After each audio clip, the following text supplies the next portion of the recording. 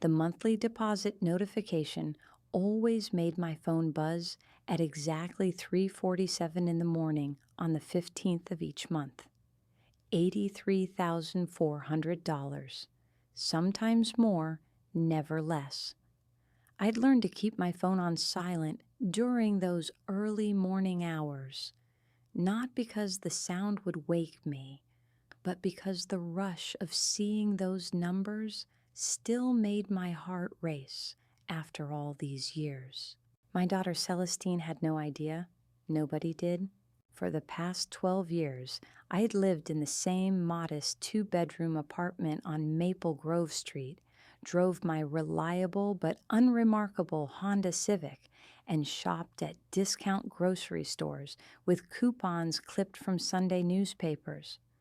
My wardrobe consisted of clothes from department store clearance racks, and my most extravagant purchase in recent memory was a $30 coffee maker that I'd agonized over for weeks before buying. The deception hadn't started intentionally. When I'd first launched my online consulting business from my kitchen table after Celestine's father left us, I genuinely struggled. Those early years were lean, filled with ramen dinners and utility payment extensions, while I slowly built a client base that would eventually transform my life completely. Celestine was 14 then, old enough to understand that money was tight, young enough to accept our simplified lifestyle without questioning the deeper implications. By the time my business exploded into the six-figure monthly phenomenon it became, the pattern was already established. Celestine had learned to be resourceful, to appreciate small luxuries, to understand the value of hard work and careful spending. She'd developed into exactly the kind of person I'd hoped she would become, and I couldn't bring myself to disrupt that foundation with sudden wealth. The money accumulated in investment accounts I never touched, managed by financial advisors Celestine had never met. I told myself I was saving it for her future, for emergencies, for some undefined moment when revealing it would make sense. But deep down, I knew I was protecting something more precious than money. I was protecting the relationship we'd built through shared struggle, the mutual respect that had grown from watching each other overcome challenges, the understanding that neither of us needed material excess to find happiness. Celestine graduated from State University with honors and minimal debt because she'd worked summers and maintained scholarships, not because I could have easily paid her tuition. She'd learned to budget, to prioritize, to make careful decisions about her future. When she started her career as a graphic designer, she chose clients based on creative fulfillment rather than just financial gain, because she'd learned that money alone didn't define success. Now, at 26, she was engaged to a man named Dashiell Cromwell, whom she'd met through mutual friends at an art gallery opening. They'd been together for 8 months, engaged for 3, and I'd met him exactly twice before the dinner invitation arrived. Dashiell seemed pleasant enough during our brief encounters, though there was something carefully polished about him that made me wonder what lay beneath the surface. He spoke with the unconscious confidence of someone who'd never questioned whether opportunities would be available to him, who'd never stayed awake calculating whether he could afford both groceries and gasoline in the same week. Not necessarily a character flaw, but a fundamental difference in life experience that made me curious about his family background. "Mom, I need to ask you something, and please don't take this the wrong way," Celestine had said during our weekly coffee date 3 weeks before the dinner. We were sitting in our usual spot at Cornerstone Cafe, sharing a blueberry muffin, because she insisted we both enjoyed it more when we split desserts.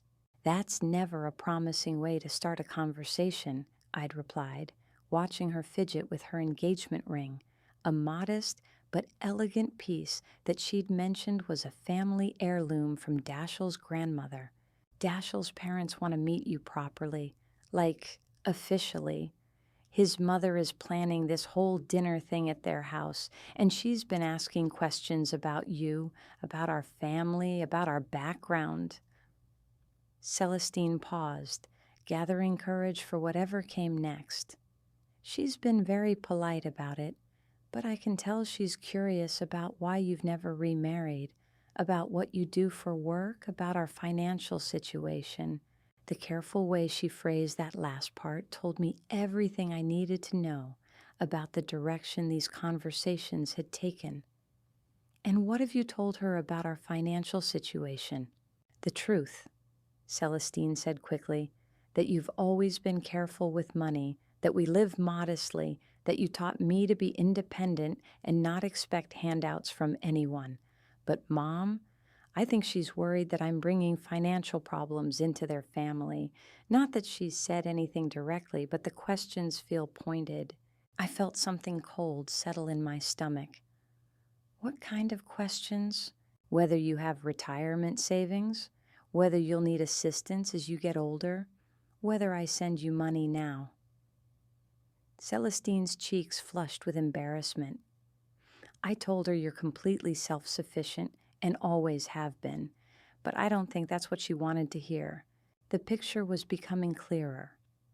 Dashiell's family was concerned about acquiring a daughter-in-law who might come with financial obligations, a mother-in-law who might become a burden rather than an asset. They were conducting due diligence on Celestine's family background, the way they might research a business investment. What does Dashiell say about all this? I asked, keeping my voice carefully neutral. He says his mother just wants to make sure I'm comfortable, that she's not trying to be intrusive. But honestly, Mom, some of her questions have made me feel like I'm being evaluated rather than welcomed. Celestine looked down at her coffee cup. I love him, and I want his family to accept me, but I don't want to apologize for how we've lived or for the choices you made raising me. Pride swelled in my chest, mixed with a growing anger at people who would make my daughter feel defensive about the life we'd built together. You have nothing to apologize for, sweetheart. Nothing at all. I know that, but will you come to dinner? It's next Friday at 6. His mother specifically requested that you join us, and I think it's important that you meet them properly before the wedding planning gets more serious. I'd agreed, of course, because Celestine had asked, and because I wanted to support her relationship if it truly made her happy. But as I hung up my modest clothes and selected an outfit suitable for dinner with prospective in-laws, an idea began forming that felt both justified and slightly dangerous. If Dashiell's family was so concerned about financial background checks and potential burdens, perhaps it was time to give them exactly what they seemed to expect. I would attend their dinner as the version of myself they'd already constructed in their minds. A woman of limited means, possibly struggling, definitely not bringing any material advantages to their family's social equation. The decision felt like putting on armor. I selected my oldest but still presentable outfit, a navy cardigan with a small moth hole near the left elbow and a simple skirt I'd owned for at least 6 years. My shoes were comfortable flats with scuffed toes, and I carried a purse that was functional rather than fashionable. I looked exactly like what they expected, a working-class mother who'd done her best with limited resources. Dashiell's family lived in Thornfield Heights, an exclusive neighborhood where houses were set back from tree-lined streets and driveways curved past carefully maintained gardens.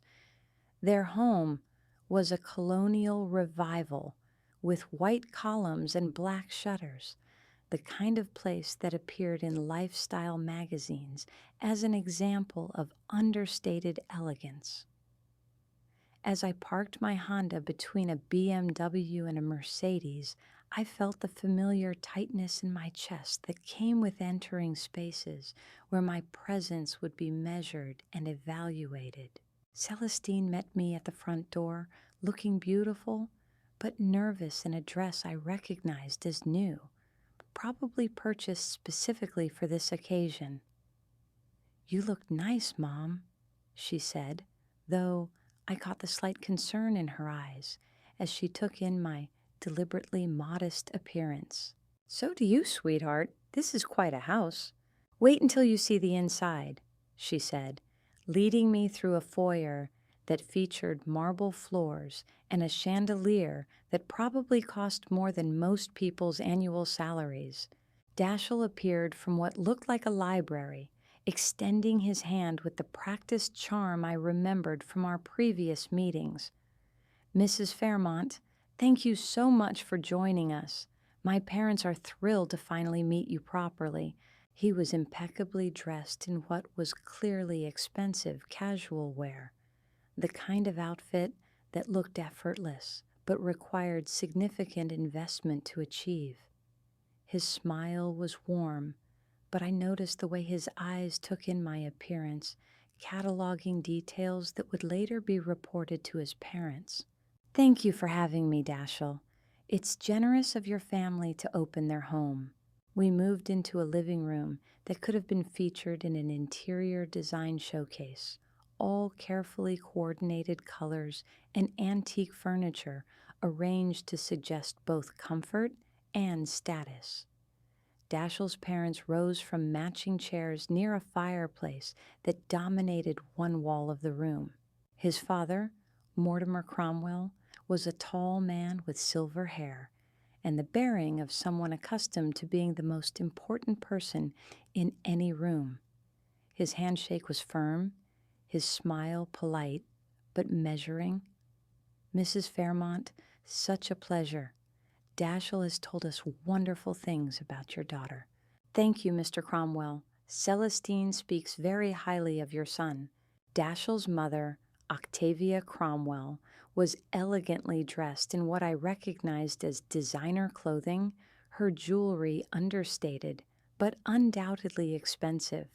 Her greeting was warm enough, but I could feel the assessment happening behind her carefully applied smile. "Please call me Octavia. We're practically family now, aren't we?" She gestured toward a sofa that probably cost more than my monthly rent. "I understand you work in consulting. That must be interesting." The questioning had begun before I'd even fully settled into my seat. "I help small businesses with organizational challenges. Nothing too exciting, but it pays the bills." "How wonderful that you're able to maintain independence at your age," Octavia said, though the way she phrased it suggested that my age made such independence both surprising and potentially temporary. It must have been challenging, raising Celestine alone. "We managed just fine," I replied, accepting the glass of wine Mortimer offered. "Celestine has always been remarkably self-sufficient." "Oh, yes, she mentioned that she worked through college," Octavia continued. "Such admirable work ethic. Though I imagine it must be difficult for a mother to watch her child struggle when assistance might have made things easier." The barb was delivered with perfect social polish, but it was unmistakably a criticism. The implication was clear. A better mother, a more successful mother, would have been able to provide more support for her daughter's education. Celestine shifted uncomfortably beside me. "Mom taught me to value independence and hard work. I'm grateful for that." "Of course, dear," Octavia said with a smile that didn't reach her eyes, "though I do hope you'll allow us to help with wedding expenses. We understand that weddings can be quite overwhelming financially, especially for families who've had to be careful with money." The offer sounded generous on the surface, but the undertone was unmistakable. They were offering to pay for the wedding, because they assumed we couldn't afford to contribute meaningfully, and they wanted to ensure that their son's wedding met their social standards, regardless of what his fiancé's family could provide. That's very kind of you, I said carefully. Celestine and Dashiell should have the wedding they want.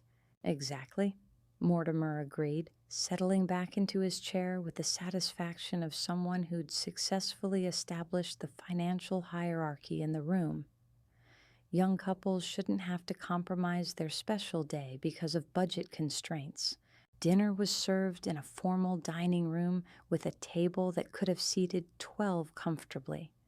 The meal was expertly prepared and beautifully presented, clearly the work of professional catering rather than home cooking. Throughout the courses, the conversation continued along the same careful lines, with Dashiell's parents asking questions designed to elicit information about my financial situation while maintaining plausible deniability about their true intentions. They asked about my retirement plans, whether I owned or rented my home, whether I had family who might provide support if needed. Each question was framed as caring concern for my well-being, but the subtext was always about potential financial liability for their family. Celestine grew quieter as the evening progressed, and I could see the hurt building in her eyes as she realized that her future in-laws were more interested in conducting a credit check than getting to know her mother as a person. Dashiell seemed either oblivious to the undercurrents or unwilling to address them, occasionally redirecting conversation but never directly challenging his parents' line of questioning. By the time dessert was served, I had a complete picture of what this family thought they were getting: a daughter-in-law from modest circumstances whose mother would likely become increasingly dependent as she aged, potentially creating financial and social obligations they'd prefer to avoid. Mrs. Fairmont, Octavia said as we finished coffee, I hope you won't think me presumptuous, but I have some contacts in the consulting field. If you ever find yourself needing additional income opportunities, I'd be happy to make some introductions. The offer was the final confirmation of their assessment. They saw me as someone who might need their help finding work, someone whose financial situation was precarious enough to require intervention from their social network. That's thoughtful of you, I replied, maintaining the same polite tone I'd used throughout the evening. As we prepared to leave, Octavia walked us to the front door, her arm linked through Celestine's in a gesture that looked affectionate but felt possessive. Celestine, dear, I hope you'll let me take you shopping for your trousseau. I know some wonderful places, and I'd love to help you select things that will be appropriate for the social events you'll be attending as Dashiell's wife. The implication was clear. Celestine's current wardrobe wouldn't be suitable for the social circle she was marrying into, and Octavia was generously offering to help upgrade her style to match their family's expectations. That's very kind, Mrs. Cromwell, Celestine said, though I could hear the strain in her voice. In the car afterward, Celestine was quiet for several blocks before finally speaking. I'm sorry, Mom. I knew they could be a little formal, but I didn't expect the evening to feel so much like an interrogation. They're protective of their son, I said diplomatically. That's not necessarily a bad thing.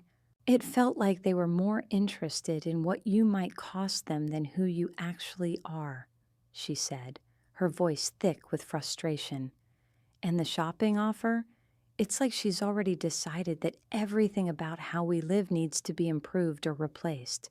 I reached over and squeezed her hand. What matters is how Dashiell treats you, how he makes you feel about yourself. His parents' opinions don't define your worth, but they'll be part of our lives forever, Celestine said. If we have children, they'll be grandparents. If they think our family isn't good enough, That's going to affect everything. She was right, of course. The evening had revealed fundamental assumptions about class and worth that wouldn't disappear after the wedding.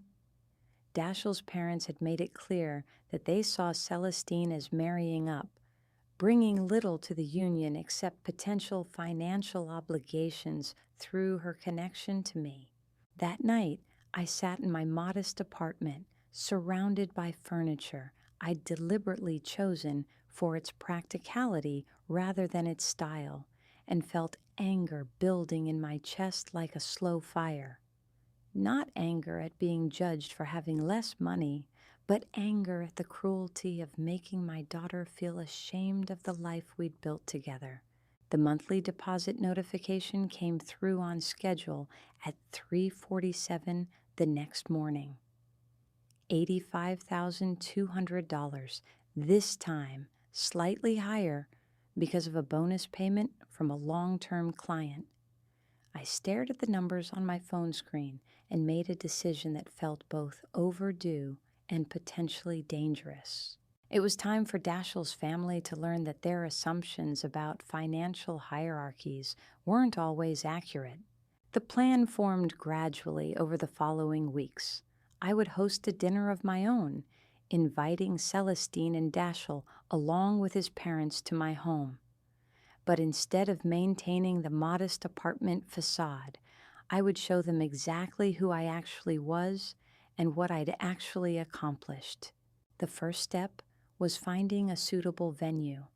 I'd been looking at real estate for months, partly as an investment strategy and partly because I'd been considering whether it was time to stop hiding my success from the world.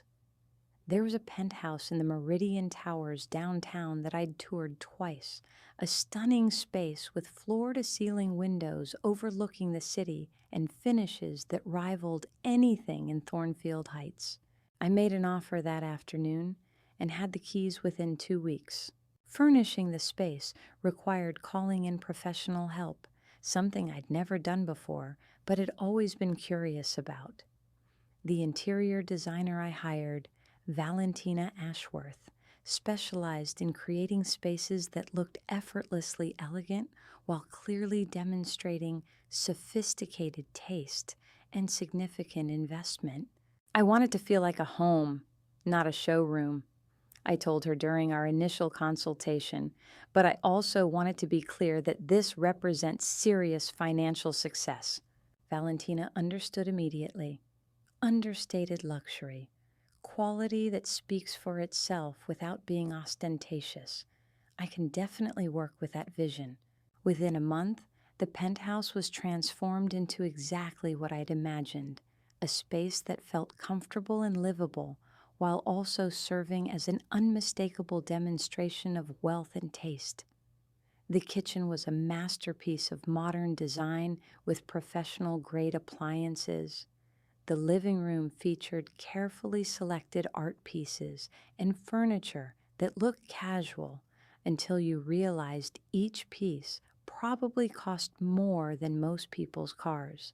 The dining room was perfect for intimate gatherings, with a table that could seat 8 comfortably and a view of the city that served as a dramatic backdrop for evening meals. Every detail had been chosen to suggest that the owner had both money and the sophistication to use it well. I practiced hosting in the space, learning how to move through it naturally, how to present it as simply another part of my life rather than an elaborate stage set. The goal wasn't to intimidate or embarrass anyone, but to correct false assumptions and demonstrate that financial capacity wasn't always visible on the surface. The invitation to Dashiell's family was carefully worded. I'd love to return your hospitality by hosting dinner at my place. Nothing fancy, just a chance to continue getting to know each other in a more relaxed setting. Octavia's response was immediate and gracious, though I detected subtle surprise that I was confident enough in my circumstances to host them in return. She probably expected my apartment to be a modest reflection of the financial limitations she'd assumed, making her acceptance of the invitation both polite and somewhat patronizing. The menu planning was as strategic as everything else. I hired a private chef for the evening, someone whose reputation would be recognizable to people who moved in certain social circles. The meal would be expertly prepared and beautifully presented, but served in a way that suggested this was simply how I normally entertained rather than a special occasion requiring outside help. I selected wines from my collection, bottles I'd been acquiring over the years as investments but had never had occasion to serve. Each one was chosen for both its quality and its unmistakable value to anyone who understood wine. The evening of the dinner, I dressed carefully in an outfit that was elegant but understated, expensive but not obviously so. I wanted to look like someone who could afford quality clothing without needing to announce its cost through logos or obvious luxury markers. Celestine arrived early, as I'd requested, carrying a bottle of wine from the local liquor store, and clearly expecting to help with last-minute preparations in my familiar modest apartment. When the elevator doors opened directly into the penthouse foyer, her expression shifted from confusion to amazement. "Mom," she said slowly, looking around at the space with wide eyes, "what is this place?" "It's my home," I said simply, taking her coat and hanging it in a closet that was larger than her entire bedroom. The apartment on Maple Grove was getting a little cramped. She followed me through the living room toward the kitchen, taking in details that clearly represented significant financial investment. "Mom, this is incredible. But how did you when did you buy this place?" "I've been doing well with the consulting business," I said, which was technically true even if it was a massive understatement. I thought it was time to live somewhere that better reflected that success.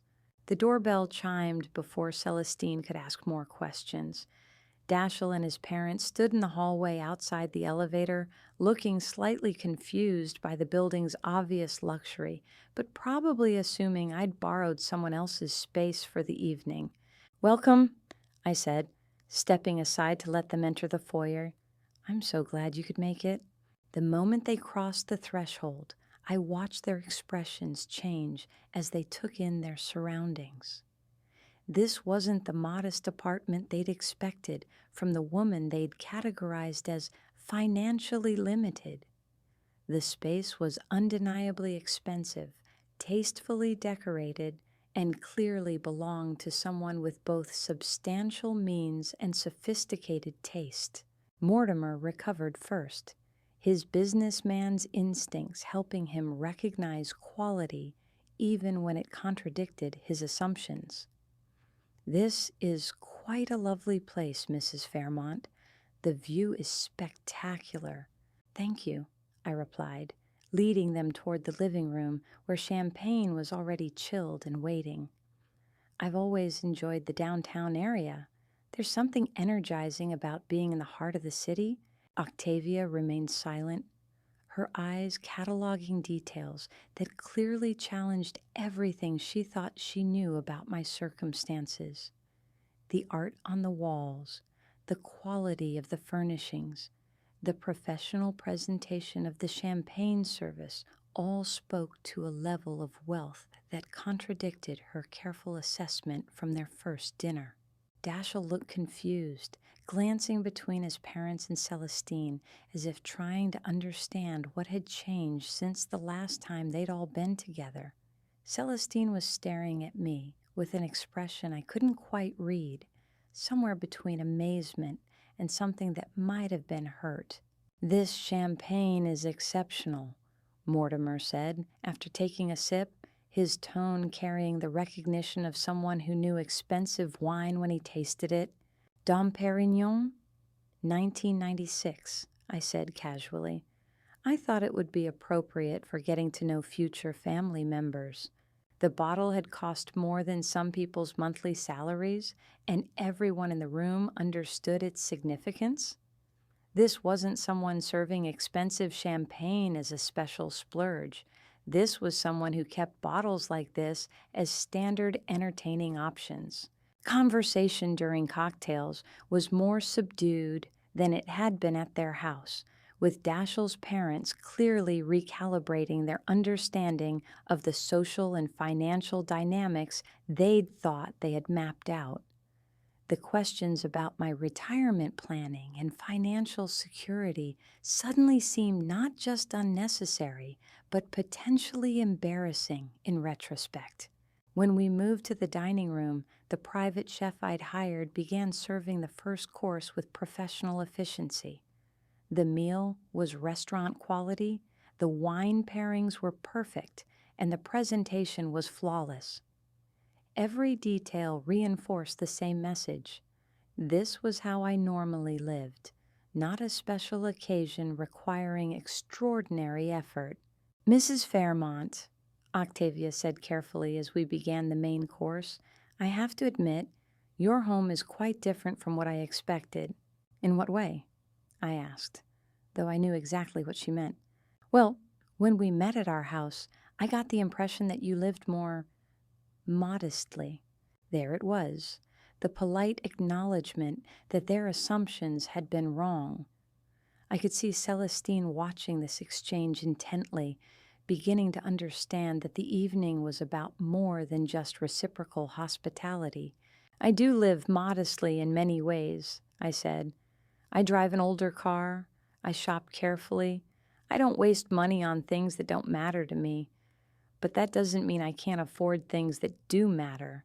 The distinction was important.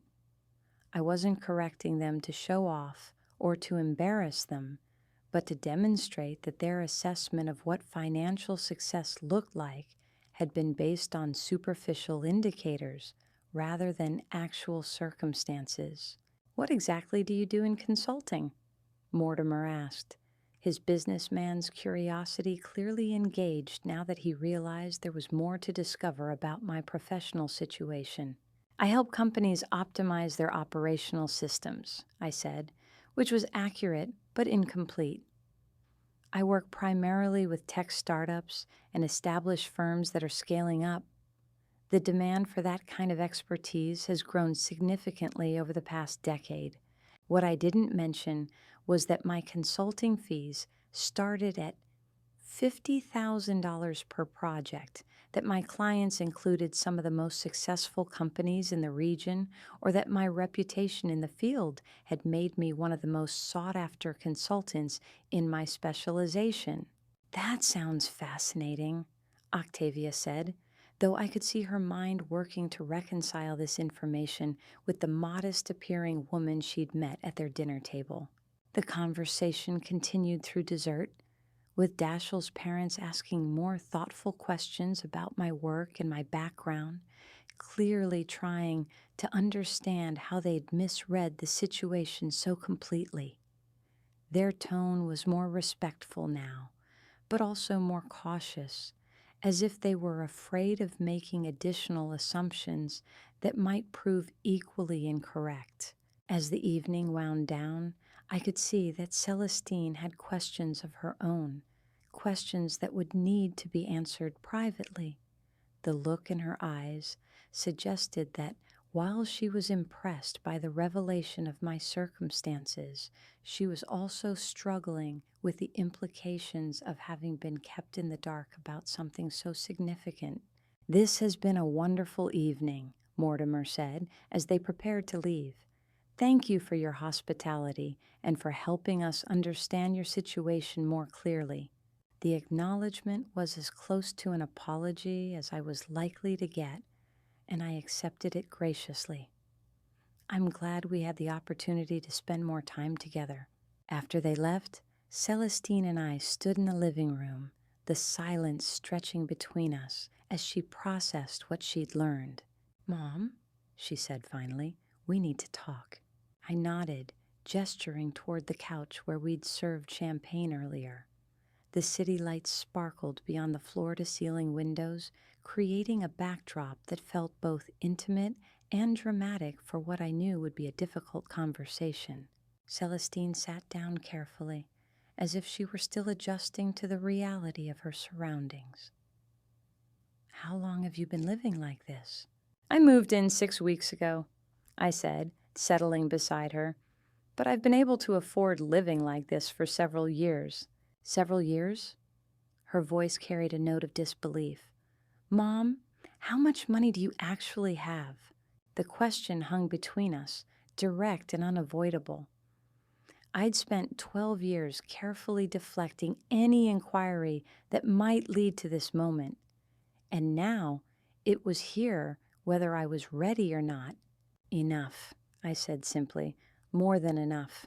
Celestine stared at me, her expression cycling through confusion, hurt, and something that might have been anger. "That's not an answer. You've let me worry about your retirement, about whether you could afford health care if something happened, about whether I should be contributing more to your living expenses. And all this time, you've been wealthy?" The accusation in her voice cut deeper than I'd expected. "I never wanted you to worry about those things." "But I did worry," she said, her voice rising slightly. "I've been setting aside money every month to help you if you needed it. I've turned down opportunities because I thought I might need to be close enough to take care of you financially. I've felt guilty about my engagement ring because I thought it cost more than you spend on yourself in 6 months." Each revelation was a small knife twist, showing me how thoroughly my deception had affected not just her perception of my circumstances, but her own life choices. "Celestine, I never meant for you to sacrifice anything for me." "Then why didn't you tell me the truth?" she demanded. "Why let me live thinking we were still struggling when you've apparently been successful enough to afford all of this?" I looked around the penthouse, seeing it now through her eyes. To her, this space represented not just hidden wealth, but hidden choices, hidden possibilities, and hidden truths that had shaped years of her decisions. "Because I was protecting something I thought was more important than money," I said carefully. "I was protecting the relationship we built when we didn't have much, the values you developed when you had to work for everything, the strength you found when you couldn't rely on anyone else's resources." "You were lying to me," she said flatly, "for years, about something fundamental about your life." The simplicity of her statement made it impossible to argue with. "Yes." She stood up, pacing to the windows and staring out at the city below. "Do you have any idea how this makes me feel? Not just about the money, but about everything. I've been making decisions based on information that wasn't true. I've been feeling grateful for your sacrifices when apparently there were no sacrifices. I've been proud of how we managed with so little when we weren't managing with little at all." "You were managing with very little," I corrected. "I never gave you money you didn't earn or support you with resources you couldn't have obtained yourself. Your achievements are entirely your own." "But the context was false," she said, turning back to face me. "The whole framework I've been using to understand my life, our life, was based on a lie." The hurt in her voice was worse than any anger could have been. "I understand why you're upset." "Do you?" she asked. "Because I'm not sure you understand how completely this changes everything.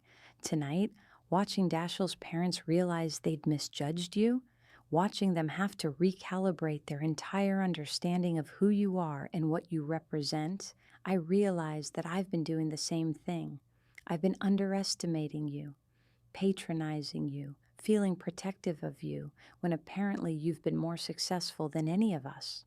She was right, and the recognition was painful. My desire to protect her from the complications of wealth had instead created a dynamic where she felt responsible for my well-being in ways that must have been both burdensome and condescending from her perspective. "I never wanted you to feel protective of me," I said quietly. "But that's exactly what happened," she replied. "And now I find out that while I've been worried about your future, you've been orchestrating elaborate dinner parties to teach lessons to people who insulted your daughter, which, by the way, was incredibly satisfying to watch, but also makes me wonder what else about you I've completely misunderstood." The observation was perceptive and uncomfortable. The evening had been as much about protecting Celestine as it had been about correcting Dashiell's parents' assumptions, but I had orchestrated it with resources and confidence that came from a position of strength she hadn't known I possessed. "What happens now?" I asked. "With Dashiell, with his family, with the wedding?" Celestine returned to the couch, sitting farther away from me than she had before. "I don't know. Everything feels different now. Not just because of what you revealed tonight, but because I have to figure out who I actually am when I'm not the daughter of a woman who's carefully budgeting her way through life." The identity crisis was something I had anticipated but hadn't fully prepared for. Celestine had built her sense of self partly in response to our shared financial constraints, and removing those constraints retroactively changed the foundation of her self-understanding. "You're the same person you were this morning," I said. "Nothing about your character, your accomplishments, or your values has changed because of what you learned tonight." "But everything about my context has changed," she replied, "and context matters. When I chose to work through college instead of asking for help, I thought I was being independent and responsible. Now, I find out I was performing independence while you watched, knowing you could have helped but choosing not to." The framing was harsh, but accurate. From her perspective, my decisions about money and support had turned genuine struggles into unnecessary performances, real character development into elaborate tests she hadn't known she was taking. "I thought I was giving you something valuable," I said. "The confidence that comes from knowing you can handle anything, the pride that comes from genuine achievement, the strength that comes from overcoming real challenges." "And you were," she admitted, "but you were also taking away my choice about whether I wanted those challenges. You decided what was best for my character development without asking if I wanted your protection or your honesty." The conversation continued for another hour, with Celestine asking detailed questions about my business, my income, my investments, and my plans. Each answer revealed another layer of deception by omission, another way her understanding of our family's reality had been shaped by carefully maintained fiction. When she finally left, promising to call me in a few days when she'd had time to process everything, I sat alone in the penthouse, feeling like I'd won a battle but lost something more important in the process. The look of hurt and confusion in her eyes as she'd said goodbye would haunt me for days. The next morning brought an unexpected phone call from Dashiell. "Mrs. Fairmont, I hope I'm not calling too early. I wanted to thank you for last night, and also to apologize for my parents' behavior at our first dinner." His voice carried a maturity I hadn't noticed before, and an acknowledgement that suggested he'd understood more about the dynamics between our families than I'd given him credit for. "That's thoughtful of you, Dashiell, but unnecessary. Your parents were being protective of you, which is natural." "They were being presumptuous and rude," he corrected, "and I should have addressed it at the time instead of pretending not to notice. I was more concerned about keeping peace than standing up for Celestine, and that was wrong." The admission surprised me. "Have you talked to Celestine about this?" I tried, but she's processing a lot right now. She told me about the conversation you two had after we left. She's hurt that you kept your success secret, but she's also proud of what you accomplished and angry at my parents for the assumptions they made. He paused, and I could hear him gathering courage for whatever came next. Mrs. Fairmont, I love your daughter, and I want to marry her regardless of what either of our families brings to the relationship financially. But I need to know that you believe I love her for who she is, not for what she represents or what she might inherit. The question was fair and important. Do you love her for who she is? Completely, he said without hesitation. She's brilliant, creative, independent, and kind. She makes me want to be a better person, not a wealthier one. I fell in love with her before I knew anything about your family's circumstances, and I would love her just as much if you were actually struggling financially. Then that's what matters, I said. Everything else can be worked out. I hope so, he said, because I think my parents learned something important last night about making assumptions, and I learned something important about standing up for the people I love. 3 days passed before Celestine called again. When she did, her voice sounded steadier, more resolved. I want to see the apartment, she said without preamble. The real one, the one on Maple Grove. I need to understand what was true and what wasn't. We met there the following afternoon. I unlocked the door to the modest 2-bedroom space that had been my home for 12 years, feeling strange about returning to a place that now felt like a costume I'd worn rather than a genuine reflection of my life. Celestine walked through the room slowly, touching furniture and examining details with the intensity of an investigator. You really lived here. I really lived here, I confirmed.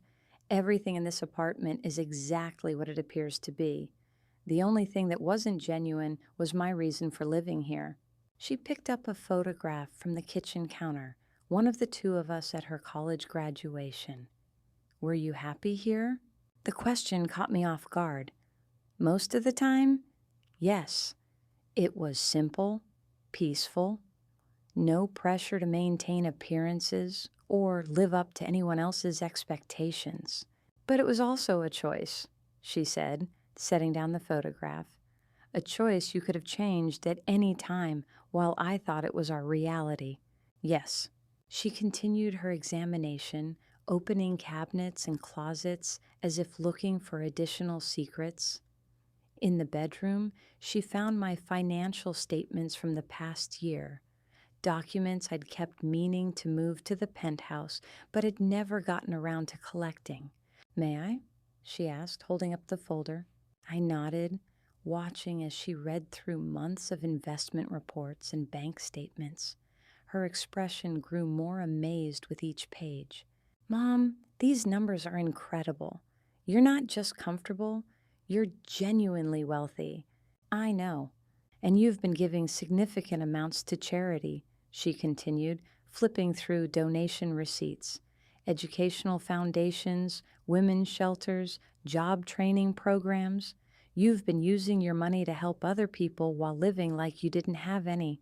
The charitable giving was something I'd never mentioned to anyone. Part of my philosophy that money should be used responsibly, whether or not anyone knew you had it. Money is only useful if it's helping people live better lives, I said, whether that's providing security for my own family or opportunities for people who need them.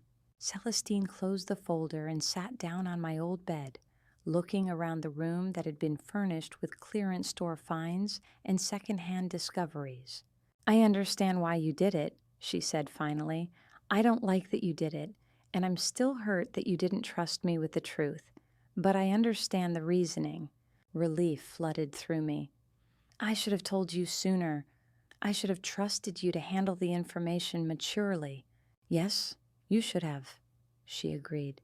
But I also understand that once you'd started down this path, it became harder to change course without admitting you'd been wrong from the beginning. We talked for another 2 hours, with Celestine asking more questions about my business, my decision making process, and my plans for the future.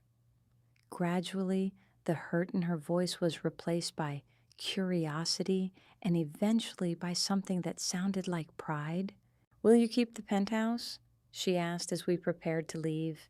"I think so," I said. "It feels good to live somewhere that reflects who I actually am rather than who I was pretending to be." "And will you keep pretending to be modest and struggling?" The question went to the heart of what would change going forward. "No, I'm tired of hiding, and I don't want our relationship to be based on false information anymore." "Good," she said, "because I want to know the real you, even if it takes some adjustment." The wedding planning proceeded differently after that evening. Octavia called me 2 days later, her tone carefully respectful as she asked if I'd like to be involved in selecting venues and vendors. "I realize I may have made incorrect assumptions about what kind of celebration you'd be comfortable contributing to," she said delicately. "I'd be happy to be involved," I replied. "Celestine and Dashiell should have the wedding that makes them happy, regardless of budget constraints." The shift in dynamics was immediate and dramatic. Instead of being the family member who needed financial accommodation, I became an equal partner in planning an event that reflected both families' desires and resources. Octavia's suggestions became collaborative rather than directive, and Mortimer began including me in conversations about vendors and venues as someone whose opinion carried weight. More importantly, Dashiell began demonstrating the backbone he'd promised during our phone conversation. When his mother suggested that Celestine might want to register for china patterns that were more timeless than her original choices, Dashiell intervened immediately.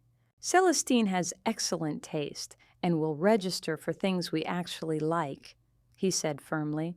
"If they're not timeless enough for anyone else, that's not our concern." When Mortimer made a comment about hoping their future grandchildren would have opportunities for private school education, Dashiell shut down the implication just as decisively. "Our children will have every opportunity we can provide, just like Celestine did. She turned out pretty remarkable, despite not having private tutors and European vacations." Watching him defend Celestine and the values she'd developed during our more modest years, I began to understand why she'd fallen in love with him. Underneath the polished exterior was someone with genuine integrity and the courage to protect what mattered to him.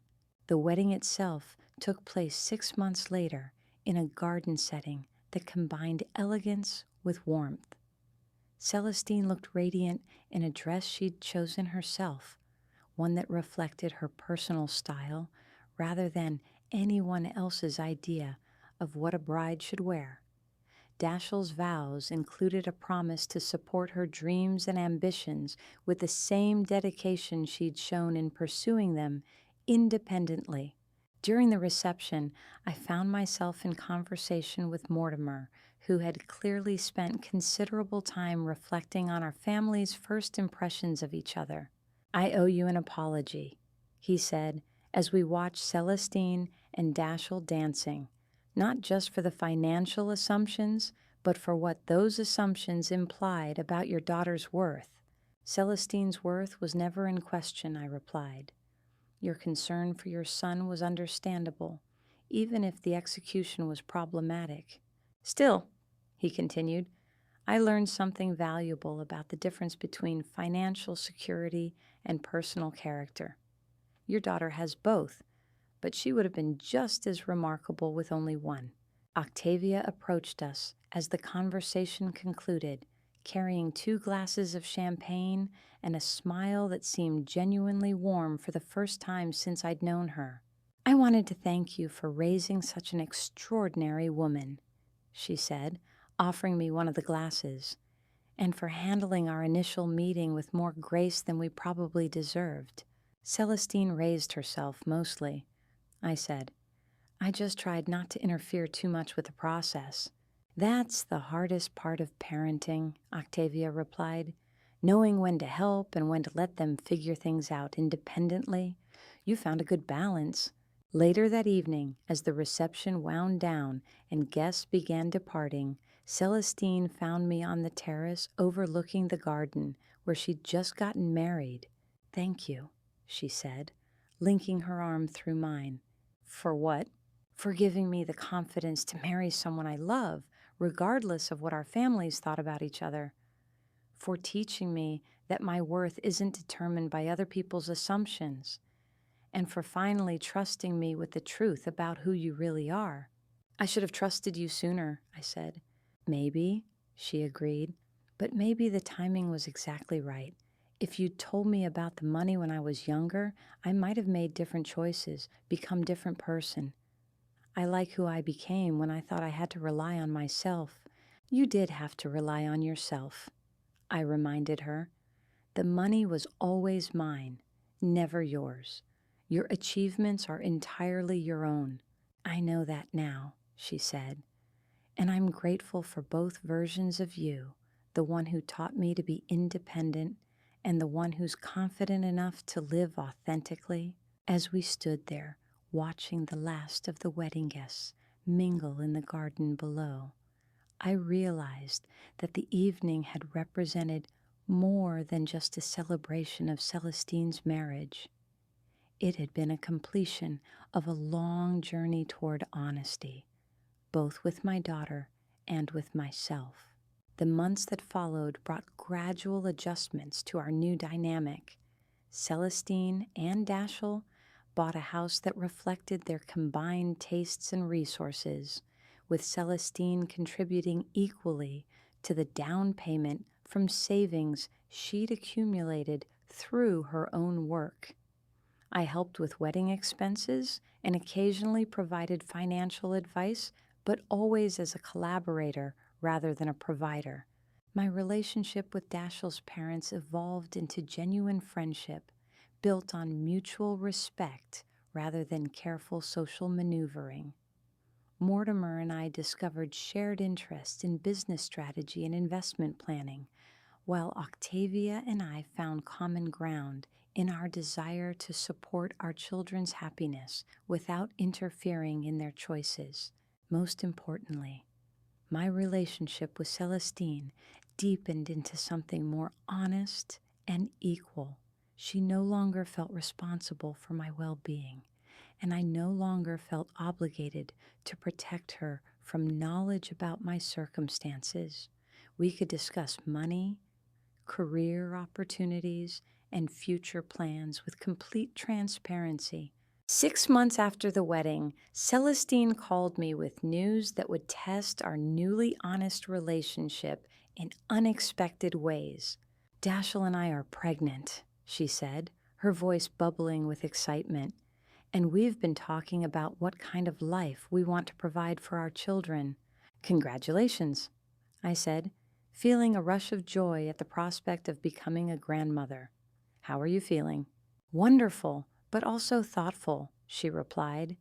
We've been discussing how to raise children who understand the value of work and independence while also having access to resources that could make their lives easier.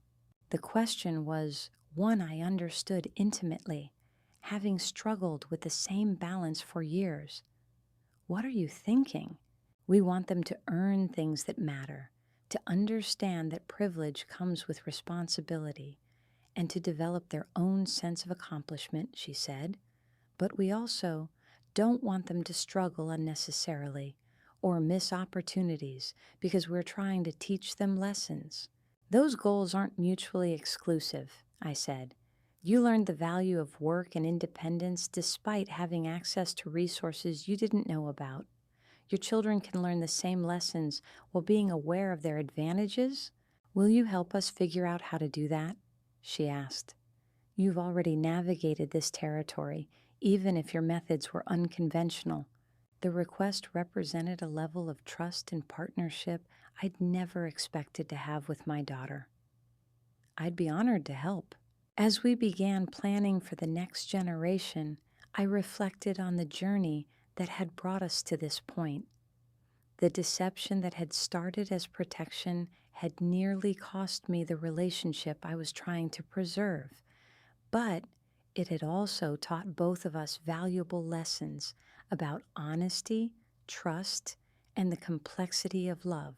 Celestine had learned that her strength didn't diminish when circumstances changed, that her achievements remained valid regardless of what resources had been available.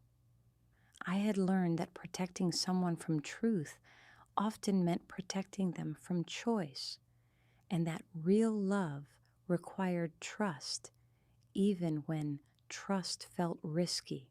The penthouse that had once been a stage for teaching lessons to presumptuous in-laws became simply home, a place where 3 generations could gather to share meals and plan futures without hidden agendas or false assumptions. The modest apartment on Maple Grove remained in my ownership as well, not as a costume to wear, but as a reminder of a simpler time when my greatest luxury was the privacy to be modest by choice rather than necessity. Dashiell's parents became genuine friends and partners in spoiling their future grandchildren. Their initial concerns about financial compatibility replaced by shared excitement about the family we were all building together. Their transformation from suspicious gatekeepers to welcoming relatives proved that people could change when presented with new information and given time to process its implications. The business that had generated the wealth I'd hidden for so many years continued to thrive, but I began to be more open about my success, accepting speaking engagements and industry recognition that I'd previously avoided. The consulting work that had once been my secret became a source of pride I could share, a demonstration that success could come from expertise and dedication rather than inheritance or luck. As I watched Celestine and Dashiell plan for their first child, I saw the best of both approaches to raising children with advantages. They would provide opportunities and security while also ensuring their children understood the value of effort and achievement. Their children would grow up knowing they were loved and supported, but also knowing that their worth came from their character and actions rather than their circumstances. The deception that had shaped so many years of our relationship was finally over, replaced by a partnership built on honesty and mutual respect. The money that had once been a secret to protect became a tool to support dreams and create opportunities, used wisely, because it had been earned through genuine effort rather than inherited without understanding. And in the quiet moments when I held my first grandchild, born 10 months later with Celestine's determination and Dashiell's gentle nature, I understood that the greatest wealth I'd accumulated wasn't measured in monthly deposits or investment portfolios. It was measured in the relationships I'd preserved, the trust I'd rebuilt, and the family I'd helped create through both protection and honesty, both sacrifice and abundance. The secret that had once threatened to divide us had ultimately taught us all something valuable about the difference between having money and understanding its proper place in a life well lived.